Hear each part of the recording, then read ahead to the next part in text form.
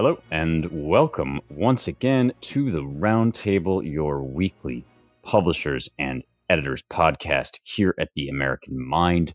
I'm your host, Spencer Clavin, associate editor of the Claremont Review of Books and editor castellano de El American Mind.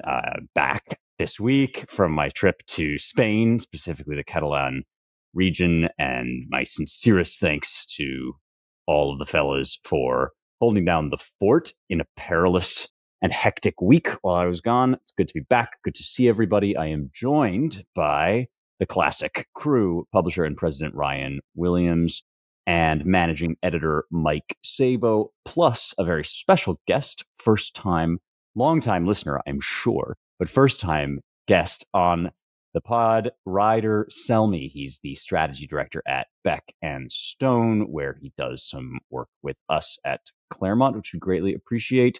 He's also a longtime friend of the late, great Charlie Kirk. And since we're all still reeling from Kirk's assassination, still got a lot to discuss, especially Kirk's funeral over the weekend on Sunday, we thought we would have Ryder on to give us a report. He was, in fact, there and watched what was, by all accounts, a huge event. Huge is the only word for it, at least watching from afar. I'll say a little bit about it, but then I'm going to pass it right over to you, Ryder, because you were there. So I read that 200,000 people showed up to this funeral in Arizona. Their stadium itself, State Farm Stadium, had a capacity of 73,000 people. So it filled up almost immediately within hours of doors opening at 8 a.m.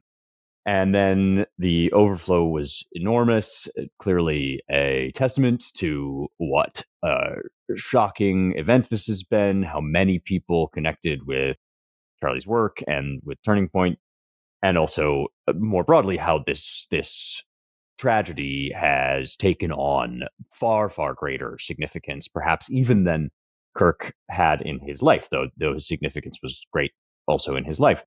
There were, for me, watching from afar, a few highlights. This was very much a kind of Turning Point style event. That was its aesthetic. There were fireworks, pyrotechnics on stage. There was a massive kind of showmanship to it, but there were also some very striking speeches. For me, far and away, the highlight being that Charlie's wife, Erika Kirk, gave up and publicly forgave in prayer, essentially, in a what looked to me like a mode of prayer, forgave the murderer of her husband, because that's what Jesus did to his own murderers on the cross. Father, forgive them, for they know not what they do. This is something, it's not something we've never seen before in American public life. In fact, shocking acts of forgiveness in cases of extraordinary wrongdoing. Others that come to mind include the victims or the survivors of Dylan Roof's shooting, forgiving him publicly. We've had a few of these instances, but I don't think ever one that was so rivetingly and dramatically accomplished. And I will just say, for my own sake, that it moved me enormously. I mean, it's the sort of thing that you can only imagine taking place within the deeply Christian context of this ceremony, which was, among other things, a profoundly spiritual, very, I think, American spiritual event. This was followed by the Trumpiest of all Trumpian moments. Never has Trump trumped more Trumpily, when he said he was a missionary. He said of Charlie, he was a missionary with a noble spirit and a great, great purpose. He did not hate his opponents. He wanted the best for them. That's where I disagreed with Charlie. I hate my opponents and I don't want the best for them. I have, I guess, like 2 weeks backlog of feeling all kinds of ways about this whole episode. And I have lots of thoughts about these speeches and others, but I want to get to your report, Ryder, as quickly as possible. What did I miss out? But what was not clear from the news, etc.? Yeah, so it's definitely interesting. This is the first time I've kind of gone through the process, thinking over the last 2 weeks and everything leading up to Sunday, and then today, 2 weeks after the assassination. I think the best way to go through it is just a chronological timeline of the entire day, because one of the most striking things happened even before we got to the stadium. So I was lucky enough to be invited. Thought we had a good deal with all sorts of special parking and a nice, easy way into the stadium that morning. Still wanted to be safe. Left at 4 a.m. from the hotel to head on over there. And I got about 2.5 miles from the stadium itself. Then I hit gridlock traffic. And from about 4:30 until past 9 a.m., I moved 2 miles and finally got to the stadium. It was absolute chaos. They reported that they pinged over 275,000 phones at the stadium. So at first I was frustrated by the fact that I was trying to get there and get in the building to honor my friend. But, as the hours went on sitting in that gridlock traffic, you start to realize how special that actually is, that so many people showed up to honor him. People who didn't even know him were just so inspired and loved him. And even those who maybe weren't even necessarily familiar with Charlie until his passing, the amount of people that showed up to support him was incredible. What ended up happening was, for those who had no chance of actually getting to a parking lot, people just started abandoning their cars wherever they could. People were parking on sidewalks. They were taking over businesses and dirt lots, entire neighborhoods. People were blocking people's driveways and things like that, just ditching their cars and walking miles to get to the stadium, including some very high profile VIPs who I later saw on the floor. I saw Dinesh D'Souza walking down the street miles from the stadium, seemingly ditching his ride and just, getting there any way that he could. So that was a really powerful thing to see, and very inspiring that so many people descended upon the stadium and gathered to honor Charlie, even though many of them obviously didn't make it into the stadium or even the overflow stadium itself. But that was the first portion of it, and it was very moving and very powerful. I think that's a reflection also of the nature of Turning Point and the nature of Charlie's influence, which is only becoming clear really in the wake of this, that yes, he was himself very much a high profile figure. He worked his way up really from relative obscurity to being right next to president and having an important role in the election victory. But also Turning Point itself is a movement of people across the country, especially young people, especially college kids. And in some ways the sight of those massive crowds kind of embodies what he made. No, absolutely. And it makes it very real. I think, all of us being in this world, kind of in a bubble sometimes, so close to it all, like we knew that Charlie was big and, had a huge impact. And, these college campus tours always had tons of people showing up. Turning Point always has these huge events, close with the president, the vice president, help them in their election campaign, things like that. But I don't think we realize, how vast his reach and impact truly was. And this was an opportunity to kind of, see that play out in real life, and everything we've seen, online since then. In addition to the, nearly 300,000 people that showed up to the stadium, his team said that there were over 100 million streams of the memorial service. Just truly incredible number that's even hard to fathom. And then, just I'm sure billions of views of his videos and clips that are going around right now from his time here, and all of his debates and speeches and things like that. And, those are just going to play forever. And he'll be immortalized by that. And more people will see it. And, generations will hear his words. And, they tried to silence him with the assassination, but he's immortalized now through that. So it had the opposite effect. Yeah, this is significant because among the many grotesque and ghastly things that have been said by Charlie's angriest haters in the wake of this is, why do people care about this guy? He's a podcaster, right? You keep saying he's a podcaster, as if podcasting were not in itself a major dimension of American public life right now. But also, he was so much more than that, right? He was more in some ways than we knew, and he was, as Erika Kirk said, reaching out to young men, a lot like the man who shot him. He was trying to penetrate into the internet radicalization chambers that are sucking young men, especially into a form of nihilism, into radical trans politics, and all manner of things. And I want to say a couple other things just about that reaction, because this will open it up to the rest of the guys, and we can talk more about kind of the after effects of this event and of this funeral. First of all, there's been a lot of joking around and chattering that, oh, Trump so fully contradicted Erika Kirk that this shows the incoherence in the movement, right? Erika gets up, she does this, to me, astonishing gesture of forgiveness that can only really come from kind of a source beyond our own human logic, since as humans, we are so attached to it. The most natural thing in the world is to hate your enemy and to love your enemy and to forgive your enemy, especially an enemy at that level and of that caliber, is truly, in my view, can only be supernatural. And then Trump, people said, oh, he ruined it, and he came up with this spiteful, like, I hate my enemies. But just as a point of theology, and Mike, maybe you can back me up on this or tell me I'm wrong. Actually, I'm not so sure that is entirely a contradiction. There's a longstanding Christian idea that Christian forgiveness is supernatural and therefore is added on top of the natural man. And the natural man is broken and in need of grace, but also our natural impulses are not completely evil to be cast out altogether. I'm thinking of the line, especially where Jesus says, like, you have heard it said, love your friends and hate your enemies, but do not even the nations do this. In other words, this is what everyone does. Everyone hates them. So that's what makes them their enemies.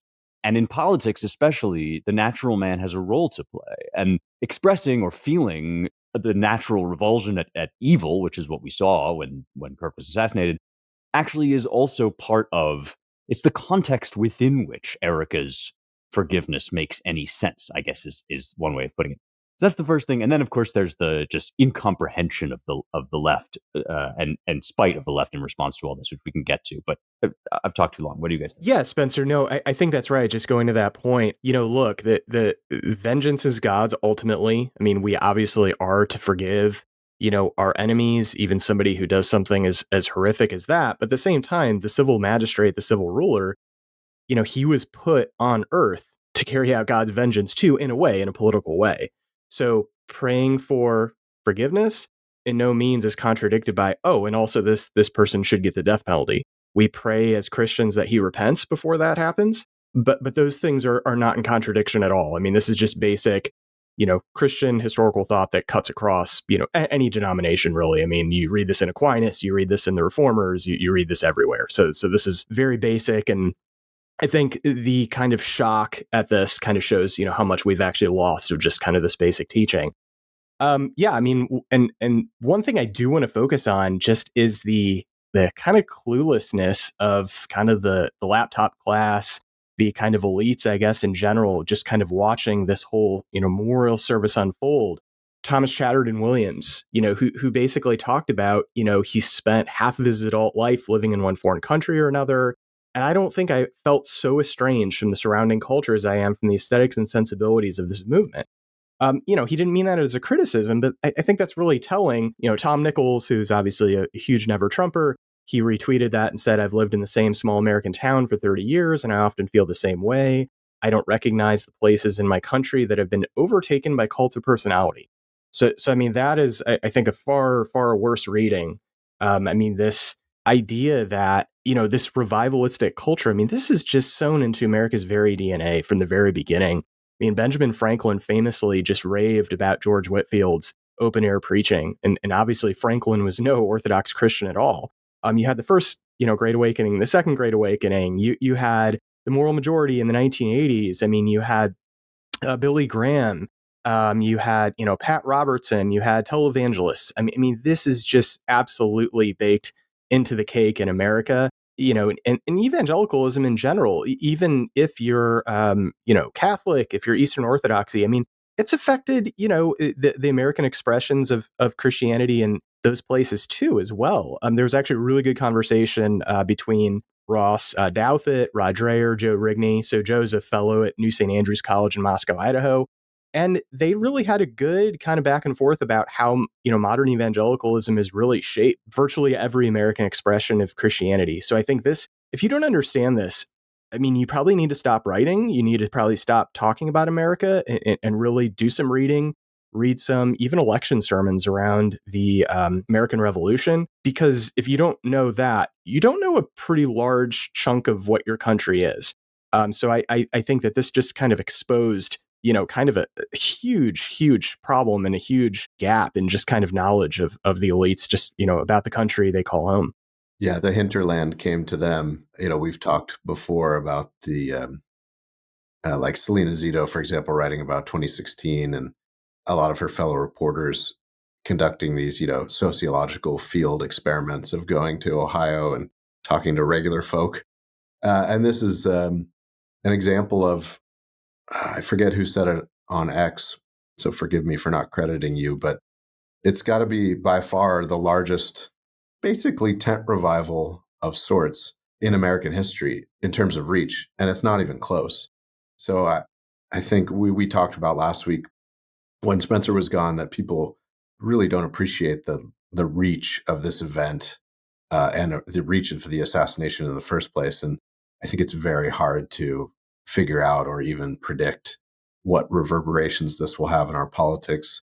It looks to me like the beginning of a fourth great awakening. Mike can maybe correct me, maybe it's the fifth, but that is all to the good.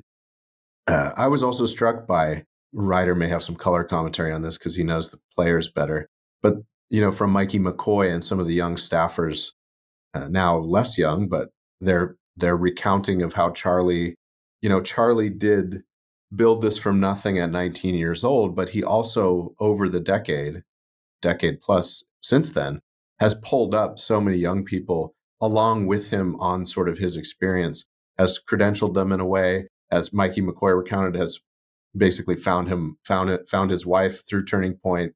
It's this this little microcosm of that generation writ large who came up with Charlie, started to build their families with Charlie.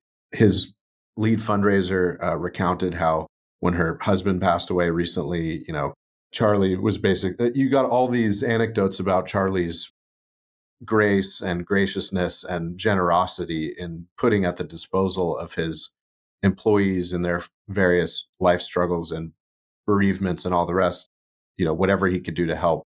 Stacy, I'm forgetting her last name. Forgive me. I've met her. Sorry, Stacy. But she recounted how, and she's much older than Charlie. Of course, she's 20 or 30 years older than Charlie, and came to work for Turning Point. And she said one day when my husband was very ill, basically a special medical equipment and medication showed up at my doorstep from Charlie, and I have no idea how he even got that stuff, let alone got it, sent. I mean, sending it to you is easy enough, but there's all of these recountings throughout the service of the personal generosity of Charlie. And so building the Turning Point empire and building its resources to nearly $100 million a year was not just in service of enriching the people at Turning Point. It was often put in the service when Charlie could to help all this whole cadre and universe of people that he brought up with him. And those details I hadn't really been familiar with. And it was just another way of bolstering and honoring Charlie and reminding everyone that this was probably a lot bigger than they all thought. Yeah, I would encourage anybody who may have missed it to go back and watch. They all joined the stage together. It was Mikey McCoy, Charlie's chief of staff, Tyler Boyer, he's the COO of Turning Point Action and the longest tenured employee there. Somebody I know from way back in the day, from the early days. Stacy Sheridan, she's their director of development. And then Justin Strife is part of the executive team. He's their COO at Turning Point. Those four took the stage and each had their own little speech memorializing Charlie. Mikey's in particular was very striking, and it hit on an important note of how Charlie picked people and really enjoyed selecting people. And he would meet somebody and befriend them and then, almost shepherd them through an entire career's worth of experiences and opportunities and lessons. And, I have no idea how he kept in touch with all of these people. There are thousands that were lucky enough to call Charlie a friend. Every single person he would text back, he'd return phone calls. I often described him, even before the events of the past 2 weeks, as the most generous person I've ever met. Always trying to set people up with new opportunities, sending them tickets to various events and conferences the Turning Point was putting on, things like that. And it's just, it shows that he was truly a one-of-one person with a unique ability, not only to find people, but to connect with them in any way, and ultimately try to see them through this whole crazy political world that we're in, and help them find success, wherever they may best fit. And I think that really takes a special person, and we've lost a very unique individual. And we're going to have to collectively work together to try to fill that void going forward. Yeah, this is kind of the flip side of what we were discussing earlier, that this event manifested how Turning Point extended so far beyond Charlie. How what he built was itself capable of taking on a life of its own. All of that's true. On the other hand, all human beings are irreplaceable, and people of Charlie's character and who have poured, I mean, he worked to better himself. That was one of the things he preached and also practiced. And so he had built himself into a formidable man of stature. And the crime, the hideous crime of murder, is that it does extinguish that life, or at least this side of heaven. I mean, we believe that it goes on eternally, and that's what the event was all about. But for us that remain kind of in this veil of sorrows, there is no more Charlie Kirk. There is no replacement for him. People were texting me, within minutes after the event, when it became clear that he had been shot. This is horrifying. Did you know him? And I didn't know him anywhere near as well as you did, Ryder. But it occurred to me, as that people were asking me that question over and over again, that actually, just as you say, he'd been tremendously generous and helpful and encouraging to me when I published my first book, How to Save the West, back in the day. He had me on a show. He was so enthusiastic, had clearly read the book, which, if you don't know, is a huge rarity for interviewers, busy podcasters. He read people's books. Do that. Yep. Yeah, he read voraciously, and not just new books, which was beautiful. We should, I think, maybe just in closing, revisit once more the theme that Mike raised, which is the reaction from people who aren't as enthusiastic about this event as we seem to be in some ways, which have ranged from incomprehension of the kind you described on Thomas Chatterton Williams' part, to spite. And we're familiar now with this. I think both of these reactions merit attention. The Thomas Chatterton Williams reaction of incomprehension is not as morally reprehensible as the often anonymous blue sky or Twitter leftist reveling in, glorying in his Kirk's death and baying for more enemy blood. This is something I know you guys discussed last week, so we don't need to dwell upon it, but it's worth noting that, in fact, there have been not only kind of confused eyebrows raised, but also a significant portion of the radical left that find Erika Kirk despicable and disgusting. And I think we all kind of need to reckon with how it could be that there are people out there who look at that gesture of forgiveness and find it abhorrent or appalled by it. On the subject of the incomprehension, which is much less of a dire civic problem, it does seem to me like I remember the RNC this year, I think it was, when Hulk Hogan ripped his shirt off, and there were like nuns, but there were also pro wrestlers, and it was a very UFC coded event. And this kind of reminded me of that a little bit. It had some of that flavor, at least the footage from it. And that was also, as I said before, that was also the Turning Point way, right? Now, no listener to this podcast will be surprised to hear me say, that is not my aesthetic, right? Like I wouldn't say that I like would fit on a UFC pyrotechnic stage by any stretch of the imagination. But incomprehension is not my reaction. Alienation is not how I feel when I look at that. Actually, I feel kind of warm fuzzies, a certain kind of affection for a very recognizably American. I mean, never mind the theology of it, never mind the history of it, all of which, Mike, you very ably articulated. All of that is true and makes this American in a very deep sense of our folkways and our way of life, but also just aesthetically and emotionally and narratively, right?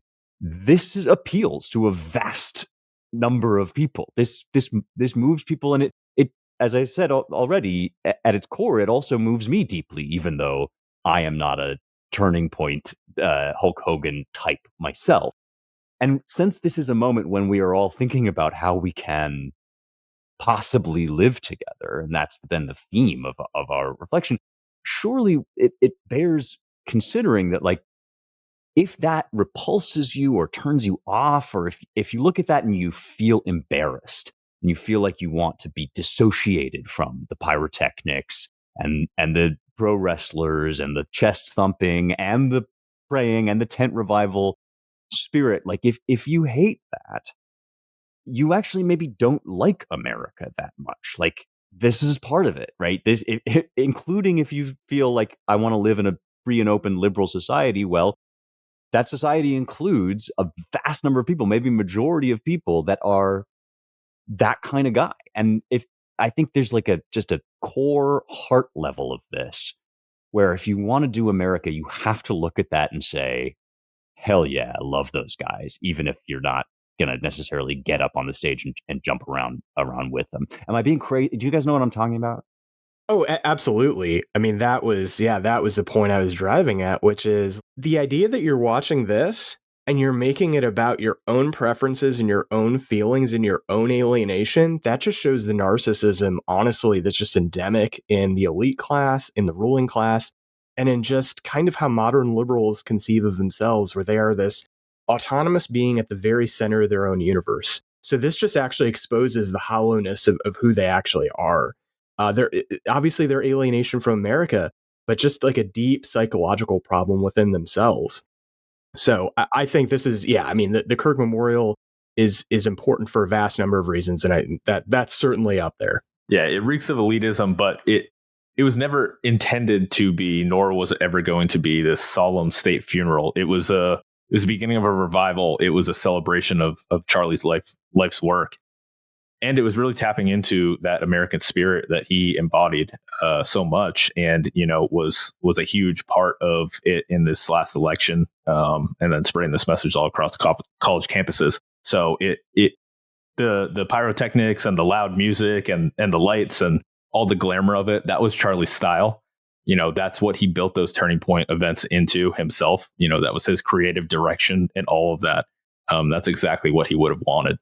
Well, speaking of people who would like to turn up their nose, Spencer, I just wanted to drop one last thing, which is on the news coverage of this, and just point people to this Catholic Vote piece, title of which is "Religious News Veteran: Why the Mainstream Media Doesn't Understand Erika Kirk," and it touches on some of these American themes that have always been very American. And recounted in this article is the fact that the New York Times reported on especially Erika Kirk's address to the memorial, with the following headline: "Grieving in Public, Erika Kirk melds the personal and political."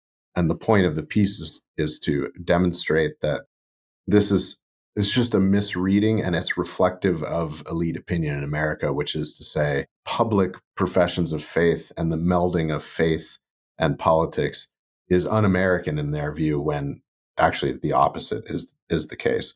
They've long wanted to, and this is reflected in jurisprudence over the last century and all sorts of other ways, that really faith is just a personal, private thing and should not bleed over into public. Whereas this memorial, and why it's, I think, baffling so many of the elite coastal media and intelligentsia and political classes, they just have forgotten, or they never knew that the melding of politics and faith publicly starts at the founding and has just been not even a leitmotif, but a major theme of American democratic politics from the beginning. And so this touches on some of the hyperventilation about quote unquote Christian nationalism and all the rest. And it's just another one of the ways in which our divide is very deep in America. But I think the divide is deep only at probably the elite level, and that has its own long tradition in American politics as well. The famous quote, I forget who said it, but some New York denizen when Nixon got elected, she said, I can't understand how Nixon got elected. All of my friends voted against him. Yeah. Yeah. Well, actually, okay, since this is a weighty topic and since we've got Ryder here, it's worth dwelling, I think, on this a little more, actually. we may get to talking about Jimmy Kimmel down the line, but also that'll keep for another week if we have to, and who the frick cares? This is much more important. The fusion of religion and politics that you're describing, Ryan, I think is connected to and underwritten by the long theological tradition that Mike was describing and I was kind of gesturing toward in my analysis of the Trump versus Erika Kirk thing. On the one hand, it's perfectly true that these sorts of events and this sort of stew of Protestant coded, but also Catholic inclusive American tent revival style has a sort of hodgepodge nature to it. It has perhaps more of a intuitional feel. It's the things that are included in it aren't apparently always obviously coherent intellectually so much as they are naturally attractive. Like it's possible to embody all of these things in one person without that person necessarily being able to give like a rich and rigorous account of why Thomas Aquinas supports the fusion of like the natural man with the redeemed man, et cetera, et cetera. All of that is true. And I think you can say that and be unashamed about, look, this is just kind of how Americans are. Sometimes, they contain multitudes and we're all a mess of contradictions sometimes. But on the other hand, right, there is also a long tradition because this is the way America is, because we have this kind of political and religious connection to this, a very rah-rah form of politics. There's also been a lot of very sophisticated thought done about how those two things can be held together. And this is the part where the people that like to turn up their noses will say, oh, this is just pure atavism, right? This is like Christian nationalism, of course, is the latest one, but this is caveman politics and it's mere like politics of friends and enemies. It's very chest thumping. It's all about like, ooh, us versus them. That's what it was when I was in high school. We used to say, oh, us versus them politics is so bad. In point of fact, though, like we throw ourselves wholeheartedly into our faith as Americans because it makes it possible for us to do the politics that we do in the way that we do it. I saw somebody, maybe it was Ed Fazer, say, Erika Kirk forgives the murderer privately so that he is no longer a private enemy. Donald Trump condemns the murderer publicly because he's still very much a public enemy. That is in the realm of the political, which is the realm of the here and now. Loving friends and hating enemies is actually what we do. Even liberals do it. In fact, liberals do it all the time. So there is a real consistency here to this, even if like the people involved are like all of us, kind of rambunctious and brash and flawed.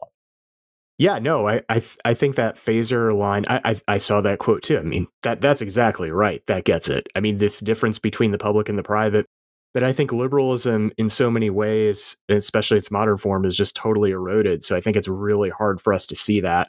I mean, they're thinkers, again, like Aquinas, you look at the Reformed tradition, guys like Peter Martyr, Vermeulen, Francis Turton, etc. Some of the guys who really were kind of steeped in more, I guess, of the scholastic understanding, which is more the mode of argumentation rather than the arguments themselves. But this very logical, rigorous, going through each and everything, that was all part of this. yes, Christians were to forgive, especially, private enemies. Certain situations may pop up where that person may have to do something before forgiveness, like say in a church setting, where, specific discipline maybe needs to be meted out, something like that. But yes, the civil magistrate, that's why he was instituted by God, is to actually carry out then the functions of the state, which is the death penalty, I would argue, is, and I know there's obviously some disagreement on that, is certainly one of those things. And I think, obviously the prosecutors in this case have said that this is what's going to happen, which I think is definitely the just outcome. But I think this kind of going back to these, distinctions between public and private would really help us kind of understand, all the different dimensions of what's going on here. Well, maybe we should give Ryder the last word on this topic. If there's anything else you want to tell us about the event or anything. Yeah, I think it's important to hit on that. The state in this case, the Trump administration, the state of Utah, they are given the sword to execute justice. That is what makes forgiveness possible. The sword of justice by the state is to preserve order. And I think that's actually a public aspect of it that we can't overlook too. This is to preserve order, and then it goes personally to Erika being able to, have that ability and liberty to forgive.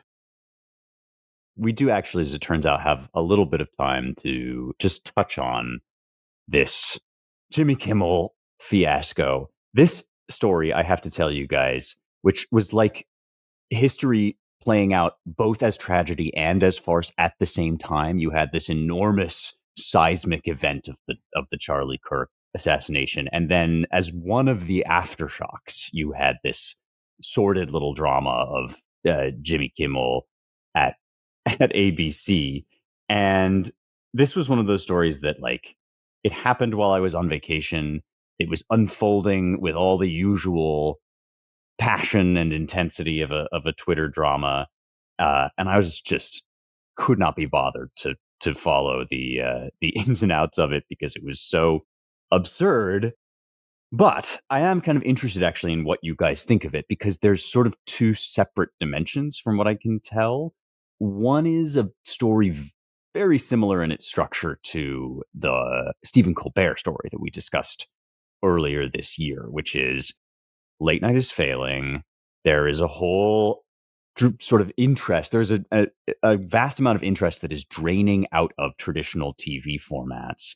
And networks are looking for reasons to cut their hosts who do comedy in this sort of mode. Kimmel, in the wake of the Kirk assassination, said something which it's important to emphasize was not just spiteful and grotesque, but also just wrong. It was either a lie or a complete misapprehension, and it's hard to tell which one would be worse, since the information by this point, which was last Tuesday night, was way out there that we sort of knew the profile of Kirk's killer, and it was not, as Kimmel suggested, that he was some sort of radicalized right-wing MAGA bro. This was a guy with a boyfriend who was transitioning, trying to become a woman. This was a guy who clearly had hated Charlie for what he said, for what he believed. Whereas Kimmel said, we hit some new lows over the weekend with the MAGA gang desperately trying to characterize this kid who murdered Charlie Kirk as anything other than one of them. He was then pulled, his show was then pulled indefinitely. Now he's back and he's made sort of a tearful apology, but not really acknowledged that he was just wrong. Like, this was just not true. So that's one dimension of it. The other is that Brendan Carr, chair of the Federal Communications Commission, who is a Trump appointee, has been very vocally talking about how much he hates what Kimmel is doing. And so there's been some question, like, even if this was the right decision for ABC, and if they should have left him canceled, is Carr overstepping? Is the Trump administration overstepping? Is there something wrong about the way that the White House is dealing with this? And I'm curious to know what you guys think about that. Yeah, I mean, I can only speak to, the first thing. I mean, the politics are interesting too, especially looking at kind of the genesis of the FCC and what FDR was actually trying to do, how they've used the fairness doctrine. So I think that's a larger question. But I mean, okay, so you have, a massive outcry. I mean, you have the left, Jimmy Kimmel, trying to deny that Charlie Kirk was a martyr and make himself a martyr instead. I mean, that just shows the moral quandary and just the moral just abyss going on here, and just the the massive problems in the character of the people we're talking about. So you have an outcry from people and institutions.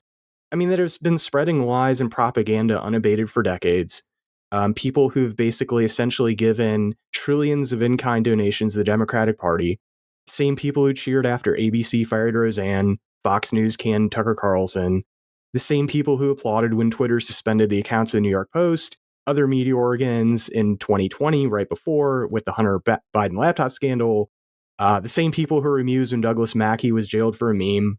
The same people, by the way, who just shrugged their shoulders after Google and YouTube just admitted to the House Judiciary Committee that they censored and shut down people's accounts for their political speech. This just happened yesterday. And this was speech, by the way, that didn't violate their own standards even. All due to pressure from the Biden administration. I mean, these people have absolutely zero room to talk. I don't care what Jimmy Kimmel says. I just don't want to hear it. So I just think that puts this whole thing into perspective. I mean, Jimmy Kimmel, I was actually curious because I was looking up his audience, especially in light of the Stephen Colbert, the announcement that his show will be canceled in 2026. I mean, his audience in the second quarter of 2025 averaged approximately 1.77 million total viewers, with about 220,000 viewers in the key demographic, and that's 18 to 49. By August 2025, so this same year, the show's audience had dropped to around 1.104 million total viewers and 129,000 in that same demographic. So, I mean, you were talking about an absolutely failing show.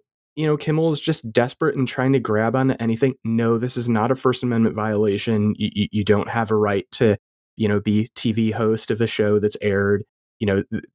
Basically the big reason why, yes, I mean, Brendan Carr, I think, said some things, I think it was on Benny Johnson's podcast, but I mean, really it was Sinclair and Nexstar. So they're two distributors.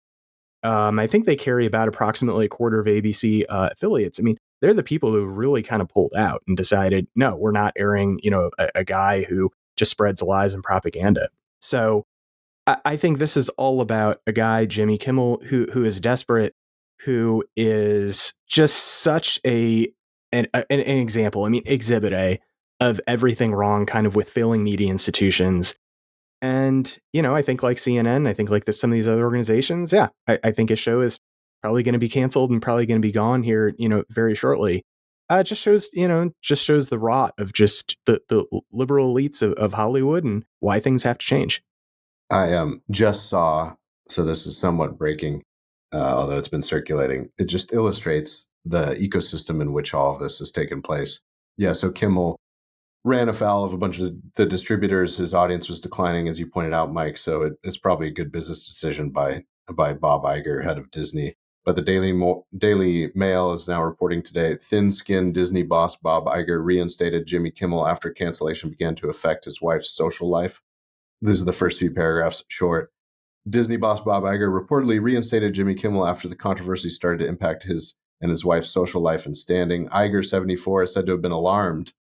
I don't know why he was alarmed. It's perfectly predictable.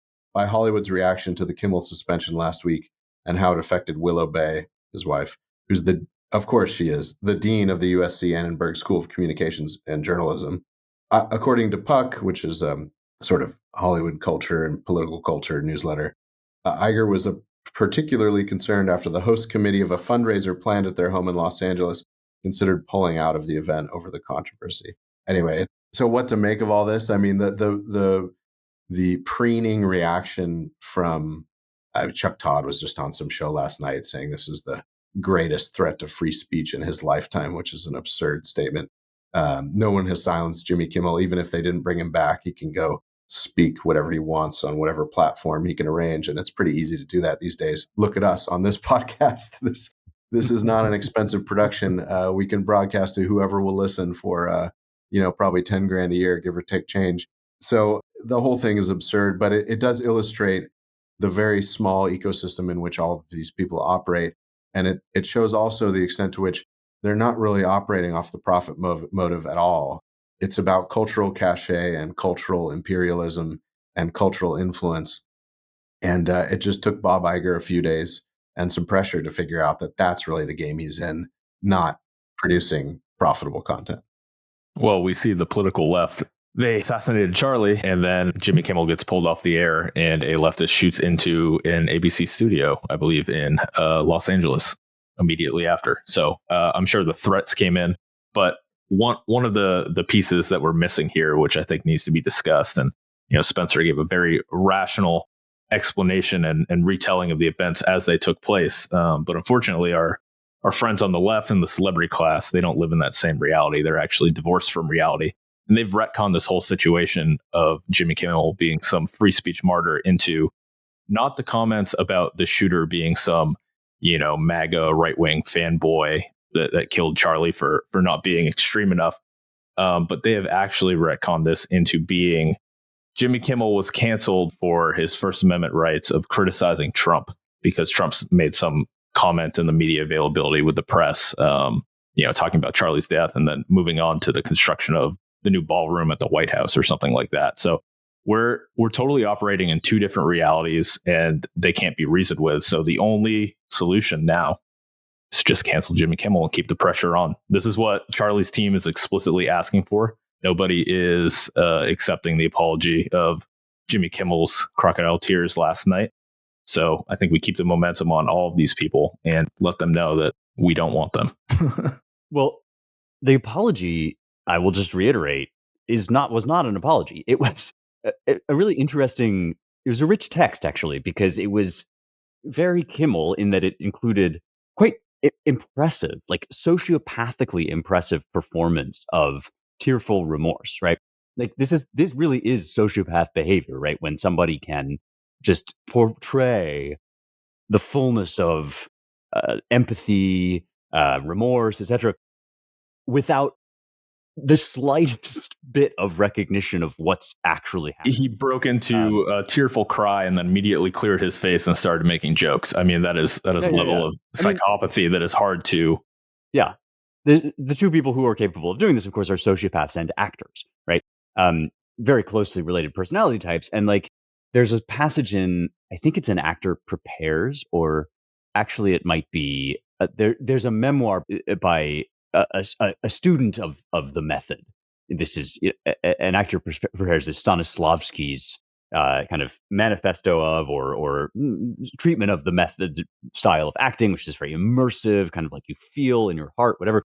And I think one of his pupils wrote a memoir in which she describes Stanislavski watching her and then saying, what really defines a great method actor is that she snaps out of it really quickly, right? She hurls herself into this emotional tirade and then suddenly she's like totally fine. She just sloughs it off.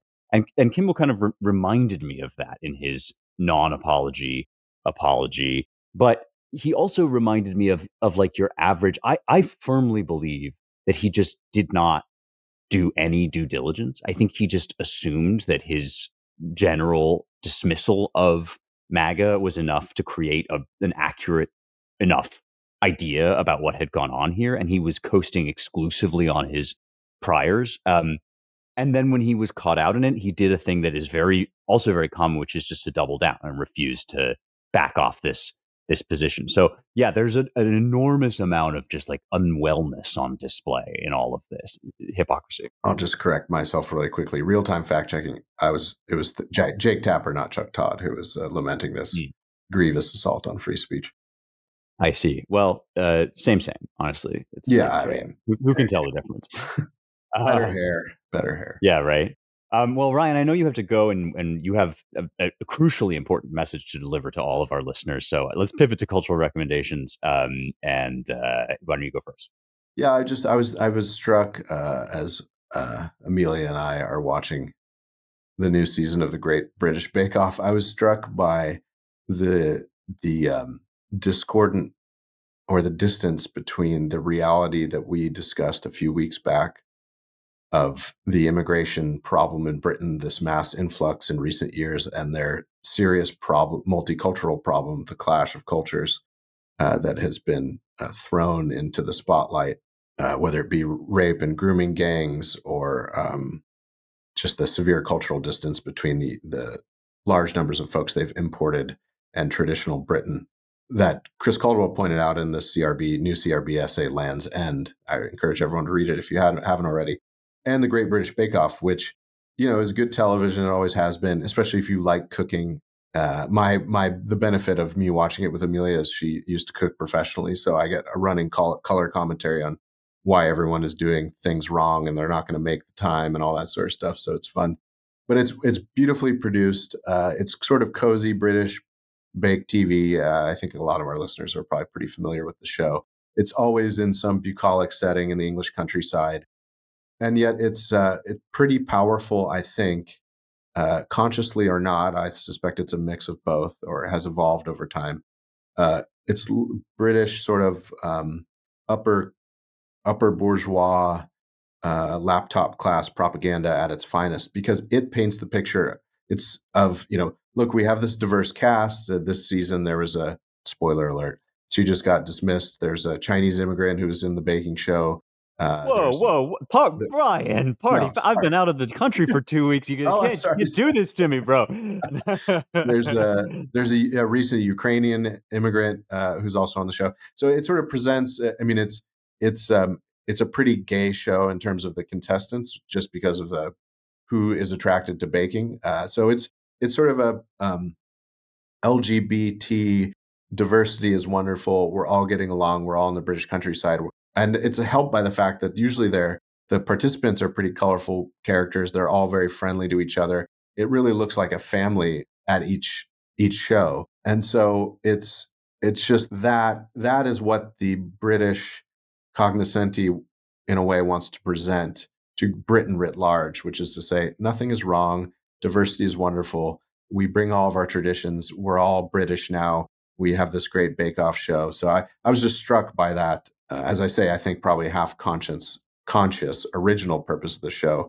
I'm sure they always had diversity in mind as part of their ethos, but it is one of the ways in which the wool is being pulled over people's eyes about the true nature of this dramatic increase in immigration in recent years in Britain and what it means for the future of Britain. I'll just two quick other shout outs.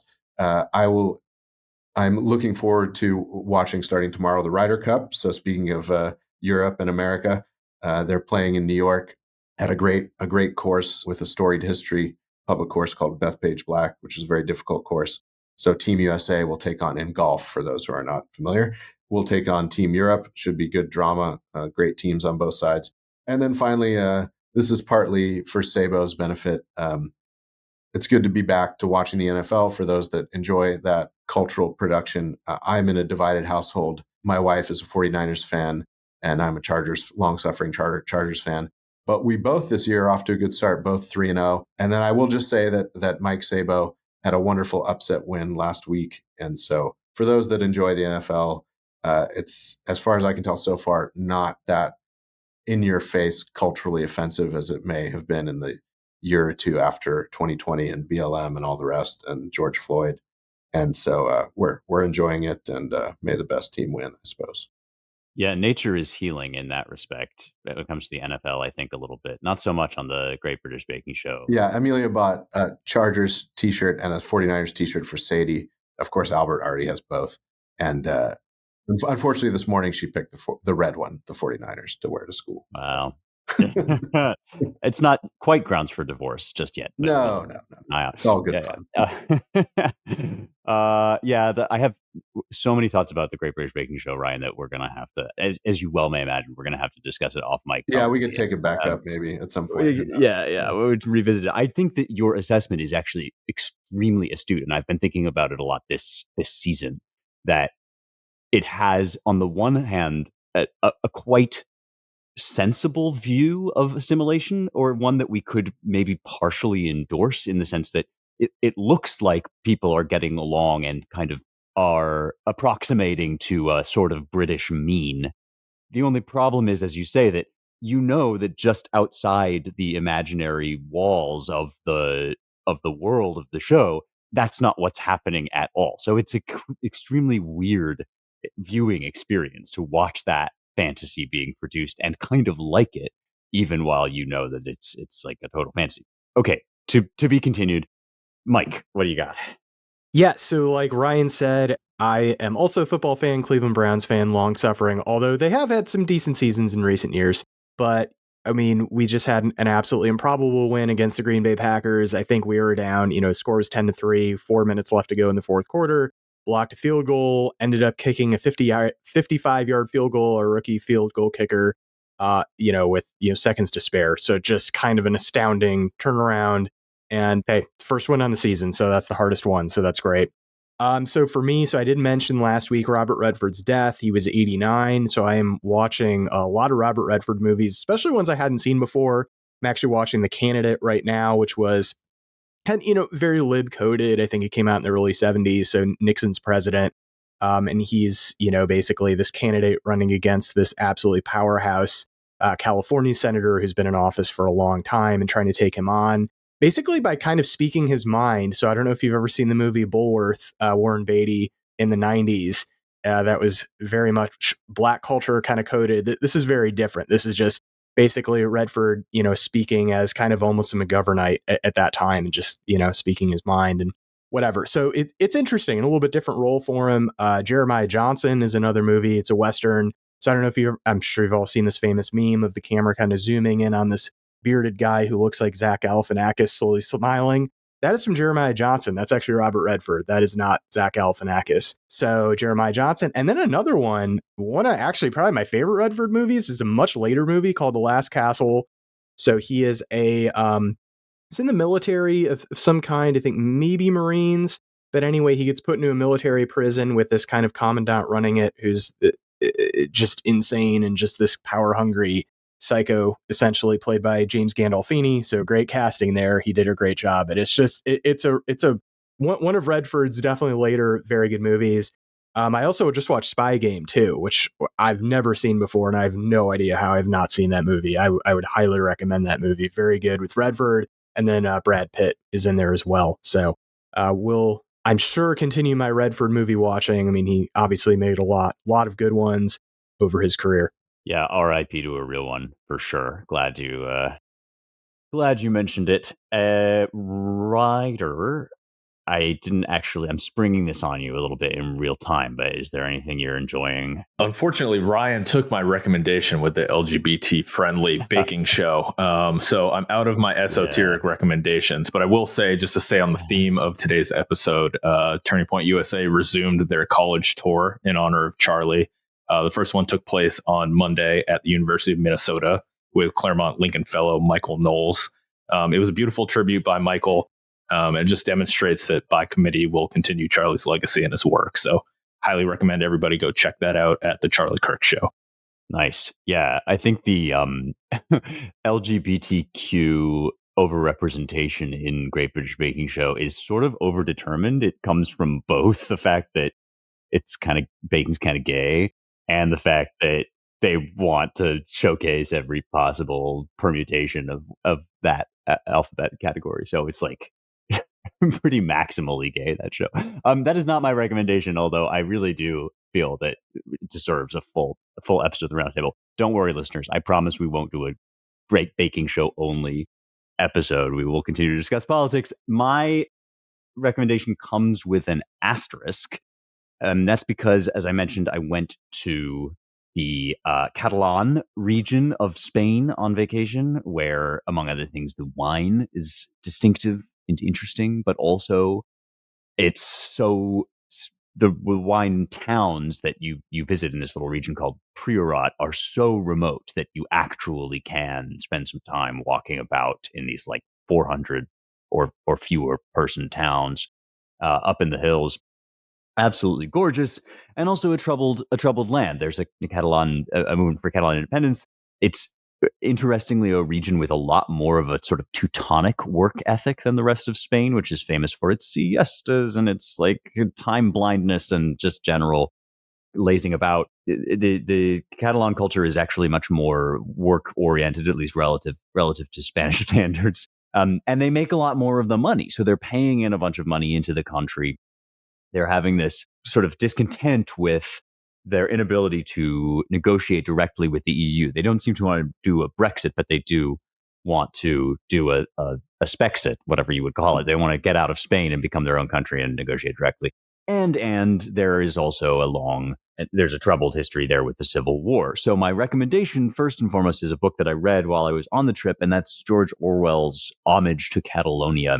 It's a book that showcases many of Orwell's finest attributes and also some of his weaker ones. He fought in the war on the side of, and I hope I'm getting this right because it's so complicated, he fought for the revolutionaries who believed in combining war with revolution. So there was this inner struggle, those fighting against Franco, the so-called anti-fascists of the day. Some of them thought that you could do the war first, get the Civil War over and done with, and then do basically communist revolution. And others thought if you allowed that to happen, then the state would just yank power away from the communists and you would go back to basically bourgeois liberalism. And there was this inner dispute, and Orwell is fighting for one side but believes in another, and it's all a bit complicated. And he himself sort of says, I don't really care that much about this. I just want Franco to be defeated.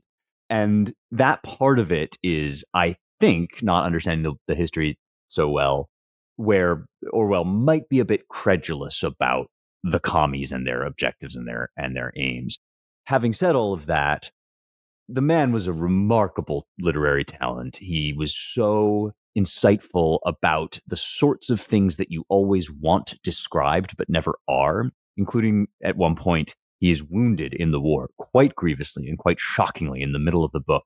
And when it happens, launches into this blow-by-blow description of what it is like to be shot in the neck, which in the wake of Charlie Kirk is actually something upon which one wishes to put a kind of trigger warning, but also is just such an astute observation that this is the sort of thing you never see described and want to know very much. You might not have realized, but gosh, we're always reading all these war novels and whatever. Nobody ever tells you, like, what is the experience like?